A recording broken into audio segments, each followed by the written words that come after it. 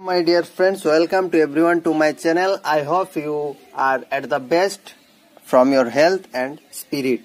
তো আমি ঠিক করেছি কি যে দেখো যে কোনো কম্পিটিটিভ এক্সামে হচ্ছে বাকিগুলোর প্রিপারেশন তো ঠিকঠাক চলছে, বাট ইংলিশটা একদমই হচ্ছে না। অর্থাৎ ইংলিশ ডেসক্রিপটিভ তো মেন্সে থাকে, বাট ইংলিশ থেকেও synonym, antonym, one word substitute এগুলো প্রায় আসছে, মানে প্রত্যেক পরীক্ষায় তো আসে। তো ভাবছি কি উইকে অ্যাটলিস্ট দুটো করে সেশন থাকবে, যেটা সিনোনিমের ওপর এখন থাকছে। মোটামুটি সিনোনিম কভার হয়ে গেলে, দেখো এগুলো তো পুরো কমপ্লিট করা সম্ভব না, বাট চেষ্টা করছি প্রিভিয়াস ইয়ার কোশ্চেন থেকে যতটা, হয়তো ধরো বা বিসিএস মেন্স বা এমনি যে ডাব্লিউবিপির এক্সাম গুলো হয়, বা তারপর এসএসসি সিজিএল যে প্রিভিয়াস ইয়ার গুলো এসছে সেগুলো, মানে এসএসসি তে যেগুলো এসছে, সিজিএল না সরি, তো সেগুলো আমরা করার পর আমরা কি করব যে সিনোনিম করার পর আমরা অ্যান্টোনিমে যাব, অ্যান্টোনিমের পর ওয়ান ওয়ার্ড সাবস্টিটিউট, এগুলো আমরা কভার করার চেষ্টা করবো। উইকে চেষ্টা করব দুটো করে সেশন এটার উপর রাখার, এই ইংলিশের উপর।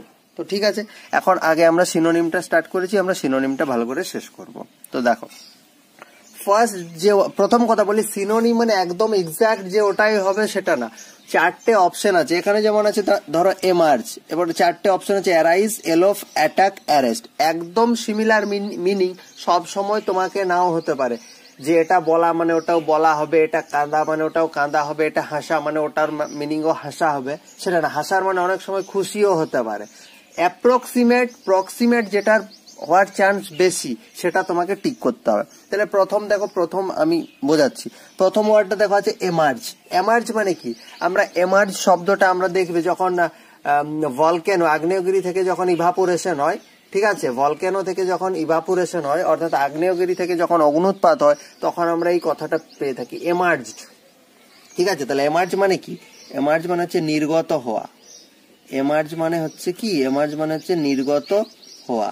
ঠিক আছে, আচ্ছা। এরপর আমরা কি করব, দেখো এই প্রত্যেকটা কোয়েশ্চেনের একটা করে আনসার কারেক্ট আছে। আমরা চেষ্টা করবো চারটে অপশনেরই মানেটা জানার, তাহলে কি হবে, আমাদের বেশি বেশি করে নলেজটা বাড়বে। তাহলে প্রথম হচ্ছে এরাইজ। এরাইজ মানে কি, এটা সবাই জানি। এরাইজ মানে কি? এরাইজ মানে হচ্ছে ওঠা। এরাইজ মানে ওঠা। নেক্সট হচ্ছে এলোপ। এলোপের খুব সুন্দর মিনিং আছে। এলোপ মানে হচ্ছে পলায়ন করা গোপনে, স্পেশালি ফর ম্যারেজ। এলোপ মানে হচ্ছে পালিয়ে বিয়ে করা। পালিয়ে বিয়ে করা, ঠিক আছে, এবং এটা হতে হবে অবশ্যই গোপনে হতে হবে। ঠিক আছে, গোপনে পলায়ন করা বা পালিয়ে বিয়ে করা, এটা যাবে। অ্যাটাক। অ্যাটাক মানে কি? অ্যাটাক মানে আমরা সবাই জানি, অ্যাটাক মানে আক্রমণ করা, তাই তো, অ্যাটাক মানে আক্রমণ করা। আর অ্যারেস্ট, অ্যারেস্ট মানে তো সবাই জানি, গ্রেপ্তার বা বন্দি করা। ওকে, গ্রেপ্তার বা বন্দি করা। তাহলে দেখো প্রত্যেকটার মিনিং আমরা লিখে ফেললাম। এরপর আমার কাজ হচ্ছে কি, এমার্জ মানে কি? নির্গত হওয়া। দেখো পালিয়ে বিয়ে করার সাথে নির্গত হওয়ার কোনো সম্পর্ক নেই, হবে না। আক্রমণ করার সাথে নির্গত হওয়ার কোনো সম্পর্ক নেই, হবে না। গ্রেপ্তার বা বন্দির সাথে নির্গত হওয়ার কোনো সম্পর্ক নেই। যতটুকু সম্পর্ক আছে হতে পারে এমার্জের সাথে নির্গত হওয়া। নির্গত হওয়াটাকে তুমি উঠছে সেই সেন্সে ইউজ করতে পারো, তাহলে সেই সেন্সে অপশন এ হয়ে যাচ্ছে কারেক্ট অ্যান্সার। ঠিক আছে, দেখো নির্গত হওয়ার ওঠা একদম সিমিলার না, কিন্তু মোটামুটি অ্যাপ্রক্সিমেট এদের মিনিং দুটো একই। বোঝাতে পারলাম? মানে এক্স্যাক্টলি তুমি 100% সেম সবসময় পাবে না। ঠিক আছে, দেখো পরেরটা হচ্ছে ইরাডিকেট। এটা খুব সুন্দর একটা শব্দ। ইরাডিকেটের মানে হচ্ছে কি বলো না, তোমার কাছে ধরো কোনো একটা প্রবলেম আছে, এবং সেই প্রবলেমটা তুমি কিছু একটা করছো, সলভ হচ্ছে, আবার কিছুদিন প্রবলেমটা ফিরে আসছে। ধরো তোমার একটা শরীর খারাপ, ধরো তোমার চুলকুনি হচ্ছে, তাহলে তুমি একটা ডক্টর দেখালে, মানে এই জাস্ট কাছাকাছি কোনো একটা ডক্টর দেখালে, ঠিক হলো কিছুদিন, আবার তোমার ওই চুলকুনিটা আবার ফিরে এলো, আবার ওই ডক্টরকে দেখালে আবার। তাহলে কি হচ্ছে, তুমি এরপর ঠিক করলে ইরাডিকেট করবো, ইরাডিকেট দ্য ডিজিজ। ইরাডিকেট মানে হচ্ছে সমূলে উৎখাত করা, মানে তুমি এরপর কি যাবে, ইরাডিকেট মানে হচ্ছে সমূলে উৎখাত করা।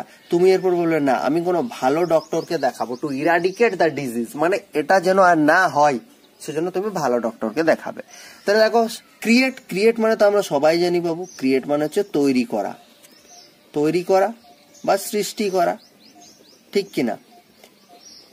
অ্যাকচুয়ালি সৃষ্টি করা, মেক মানে তৈরি করা, সৃষ্টি করাটাই বেটার। ওকে, নেক্সট হচ্ছে এলিমিনেট। আমরা যখন কোনো দেখি, কম্পিটিশন দেখি, তখন আমরা দেখি না একটা এলিমিনেশন প্রসেস থাকে, যে এই ক্রাইটেরিয়া গুলো আছে, এগুলো না করতে পারলে তোমাকে এলিমিনেট করাবে, you are eliminated from the competition. বা এই যে তোমাকে আমরা এটাও বলি যে এই যে কম্পিটিটিভ এক্সাম গুলো আছে, মেন টার্গেট কি থাকে? এলিমিনেট করা। এই যে প্রিলিমস পরীক্ষাটা কেন নেওয়া হয়? মেন্সের আগে না এলিমিনেট করবো, যারা যোগ্য তারাই যাতে মেন্সে বসতে পারে, ঠিক কিনা?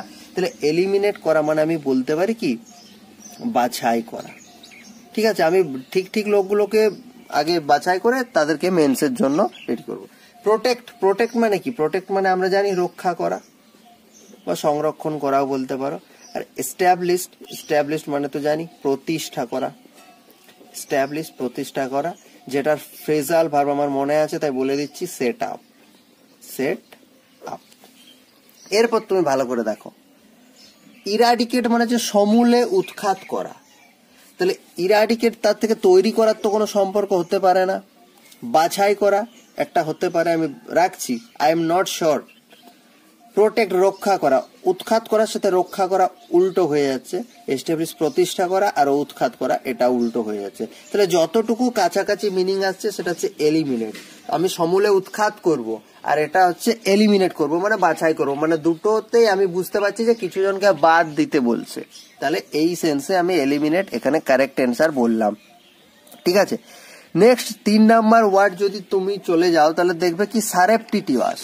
সারেপ্টিটিউয়াস মানে কি গো? সারেপ্টিটিউয়াস মানে হচ্ছে গুপ্তভাবে কৃত কোনো কাজ। সারেপ্টিটিউয়াস মানে হচ্ছে গুপ্তভাবে কৃত কোনো কাজ।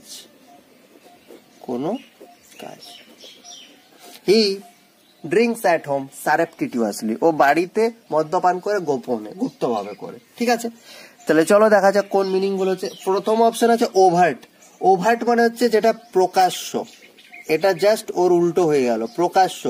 বা হচ্ছে প্রতীয়মান,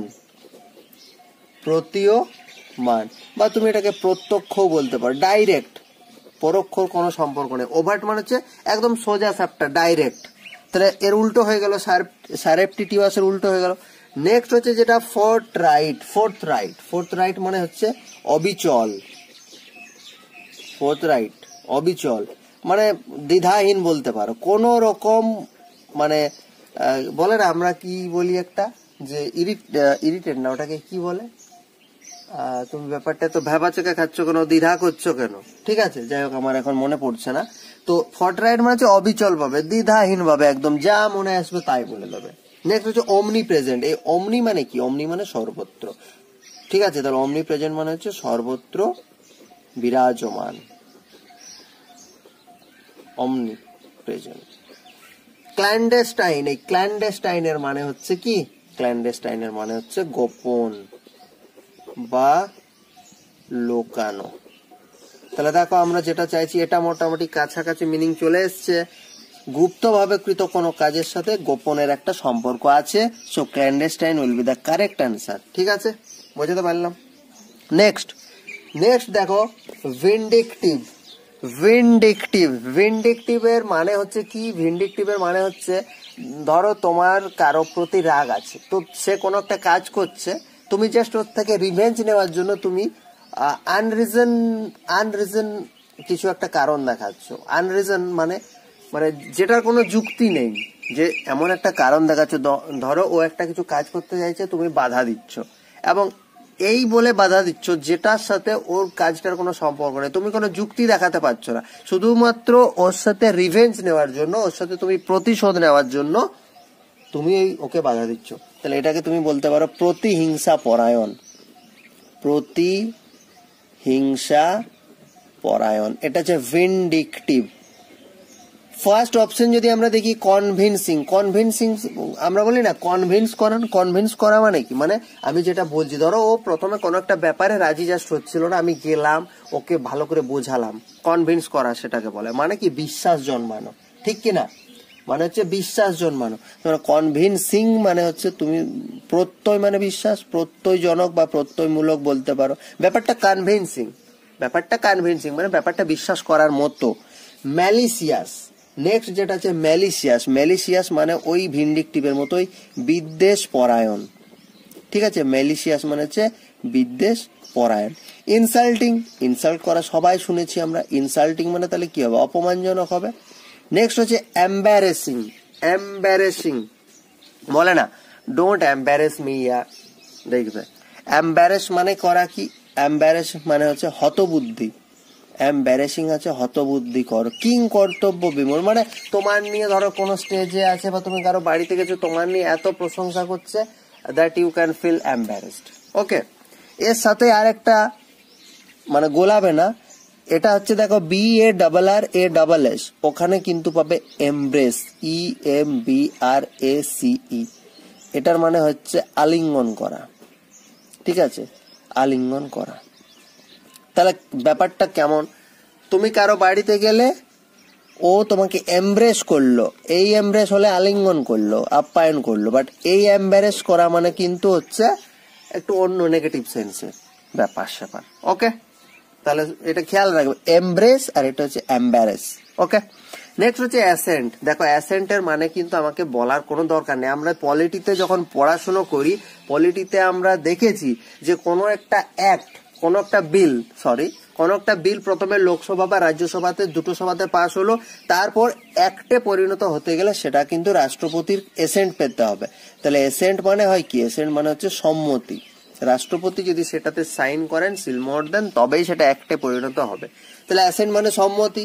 ইনক্রিজ মানে আমরা সবাই জানি, ইনক্রিজ মানে কি, বাড়ানো বা বৃদ্ধি পাওয়া। এগ্রিমেন্ট মানে চুক্তি। ক্ল্যাশ, ক্ল্যাশ মানে কি বলে না, এই ব্যাপারটা নিয়ে দুজনের মধ্যে ক্ল্যাশ হয়েছে। ক্ল্যাশ মানে তুমি বলতে পারো সংঘর্ষ বা মতবিরোধও বলতে পারো। ক্ল্যাশ হচ্ছে মানে দুজন এক সিদ্ধান্তে কিছুতে উপনীত হতে পারছে না। নেক্সট আমরা কি চলে যাব, ডিসকর্ড। ডিসকর্ড মানে হচ্ছে ওই বৈসাদৃশ্য বা মতভেদ। ঠিক আছে, মতভেদ, মতের ভেদ হচ্ছে। তাহলে সম্মতির সাথে কোনটা যাচ্ছে, দেখো এগ্রিমেন্ট, সম্মতি থাকলে তবেই তুমি চুক্তি করবে, বাড়ানোরও কোনো সম্পর্ক নেই। সংঘর্ষ, মতবিরোধ অপোজিট, ডিসকর্ড সেটাও অপোজিট হয়ে যাচ্ছে। বুঝতে পারলাম তো? ঠিক আছে, তাহলে দেখো মোটামুটি তোমাকে কি করতে হবে, মোটামুটি তোমাকে নিয়ারেস্ট মিনিংটার কাছে তোমাকে চলে যেতে হবে।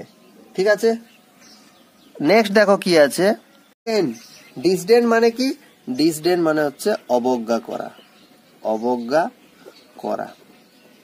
ঠিক আছে, নেক্সট দেখো ফার্স্ট অপশনে কি আছে, কন্টেম্পট।